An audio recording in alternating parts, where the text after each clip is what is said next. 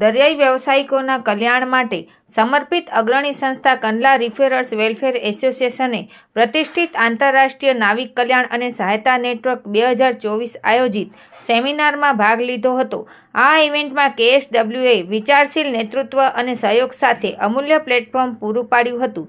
DPAના deputy conservator અને KSWAના પ્રમુખ captain Pradeep મોહંતીએ દરિયાઈ સફરના કલ્યાણને આગળ વધારવા અને દરિયાઈ ક્ષેત્રમાં ઉભરતા પડકારોને સંબોધવા પર પેનલ ચર્ચા કરી હતી.